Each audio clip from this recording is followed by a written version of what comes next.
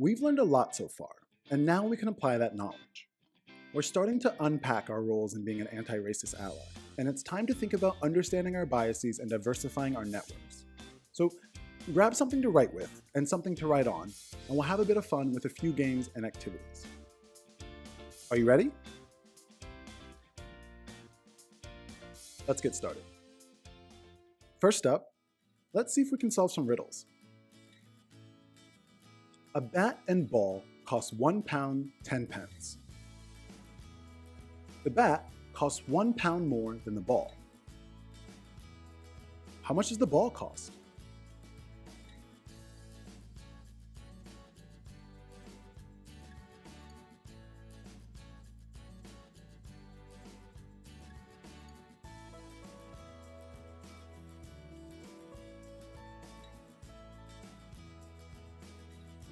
If you said the ball cost 5 pence, you got it right. Don't worry if you got it wrong. It doesn't mean you're stupid. It just means your brain made a couple of conclusions a couple seconds too soon. But don't fret. I'll give you another chance. Let's try one more. A father and son were involved in a car accident in which the father was killed and the son was seriously injured. The father was pronounced dead at the scene of the accident, and his body was taken to a local morgue. The son was taken by ambulance to a nearby hospital and was immediately wheeled into an emergency operating room. A surgeon was called. Upon arrival and seeing the patient, the attending surgeon exclaimed, "Oh my God, it's my son!"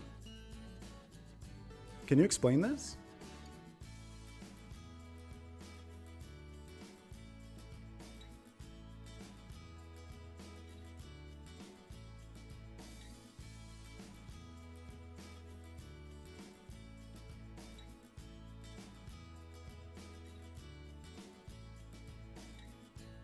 Around 40% of participants who are faced with this challenge don't think of the most plausible answer, that the surgeon is the boy's mother.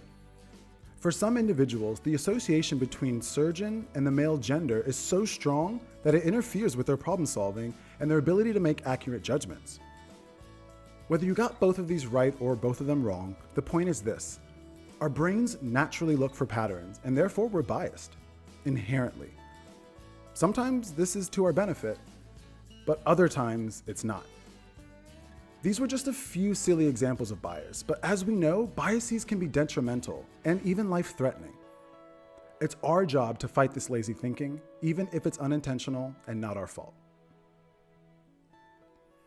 Now, let's play a game. No, this isn't Saw, and I promise no one's gonna cut your leg off. For this next activity, I'm gonna give you 5 categories, and I want you to name 2 people that fit in each category. First up, Olympian. I want you to write down 2 Olympians that come to mind.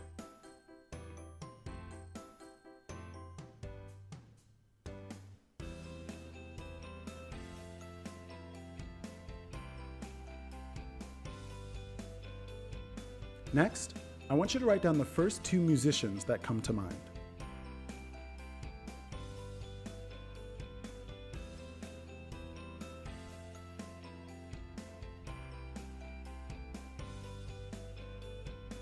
Next, I want you to write down the first 2 authors or screenwriters that come to mind.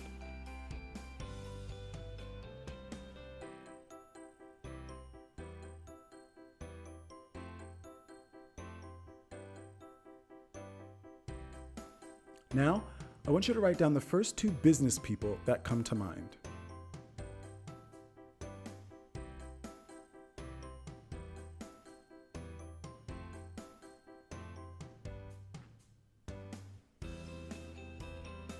And finally, I want you to write down the first 2 celebrities that come to mind.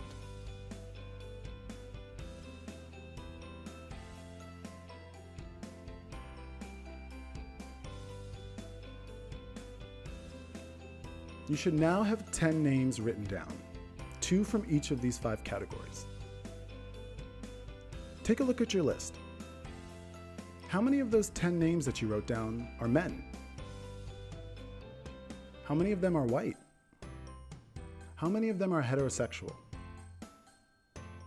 Regardless of who we are or where we're from, more likely than not, Eurocentric views of beauty dominate our media. That means whether you're racist, anti-racist, or just think Friends is a terrible TV show, your list probably isn't that diverse. And there's no shame or guilt in that. It's just a signal that the media you consume could be biased, which means you now have an opportunity to consume more diverse media. Regardless if your list was all one gender, ethnicity, or sexuality, it's important that you recognize your biases.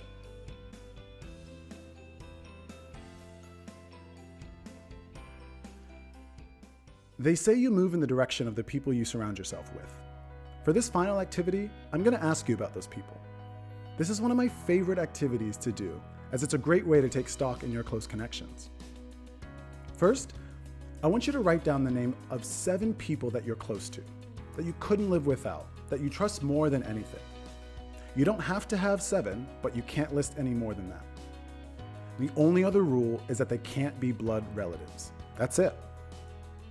No one else will see your list, so if your partner or fiance don't make it, mum's the word. They'll never know. Wink, wink. You obviously can't see me winking, but I wanted you to know that I was.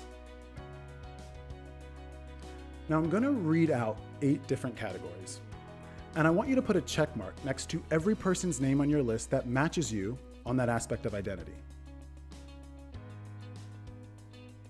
Are you ready? The first category is gender. If the person that you wrote down matches you in terms of your gender identity, go ahead and put a check by their name.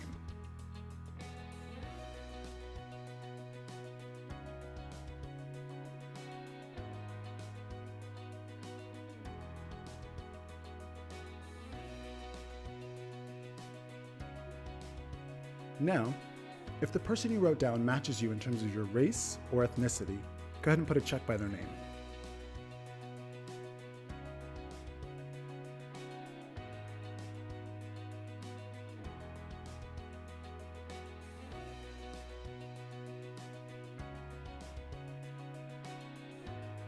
If the person matches you in terms of your nationality or country of birth, go ahead and put a check by their name.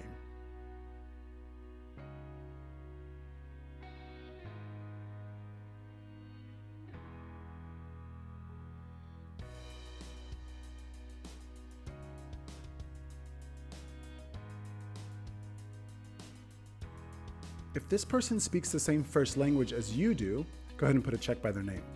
Now, for specificity, it means that if the first language you speak and their first language is the same, go ahead and put a check by their name.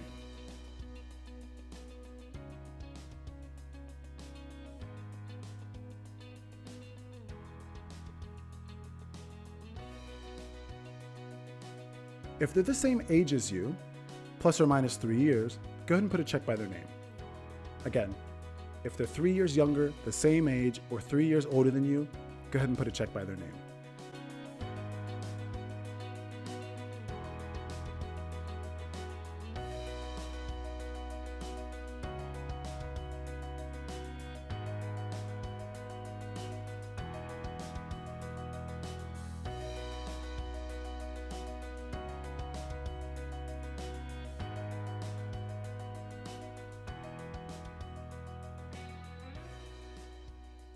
I gave you a little bit more time on that one because there might have been some math involved. But now, I want you to put a check by their name if they have the same religious, spiritual, or faith beliefs as you.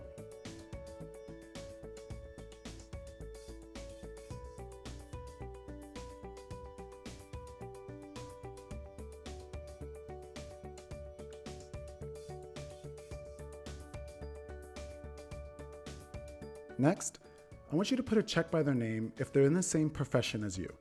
Now, for purposes of this activity, think generally. So for instance, if you're a doctor and they're a nurse, it's the same field, so go ahead and put a check by their name.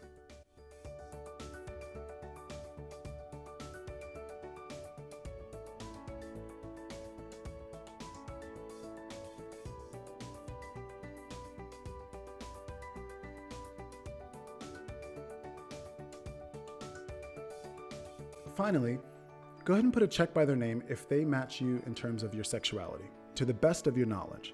Now, this is not an excuse to go ask your friends if they want to sleep with you. To the best of your knowledge, Go ahead and put a check by their name if they match you in terms of your sexuality.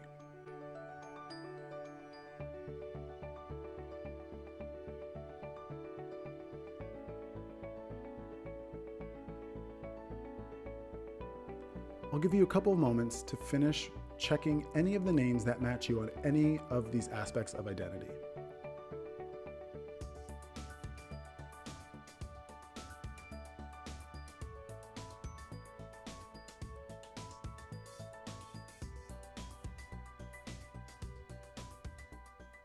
Now I want you to take a look at your list.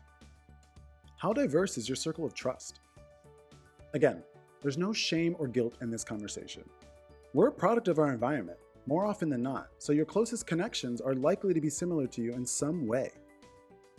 This tendency or preference for people like ourselves is called affinity or in-group bias, and it's a well-researched concept. Simply put, birds of a feather flock together.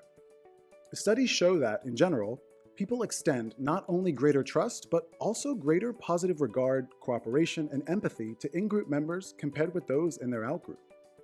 So, consider the implications of this for your workplace. For example, many leaders will assign responsibilities and opportunities based on who they trust, which statistically will be employees who think and look like them. Affinity bias can also lead us to actively solicit, pay greater attention to, and to favor the contributions of in-group members over out-group members. We are also more likely to mentor or sponsor in-group members compared with out-group members. This can also impact recruitment. So often, companies look for cultural fit and even create referral programs with incentives to encourage this. But if we're only recommending the people in our network and those people look and feel just like us, are we really creating diverse environments in the process? Probably not. It's probably going to lead to homogeneity. Our biases impact more than we realize. Being anti-racist means fighting our ignorance and biases. Share your thoughts on this topic using the discussion feature after the next lesson. And the first person to guess my age based solely on my voice gets a prize.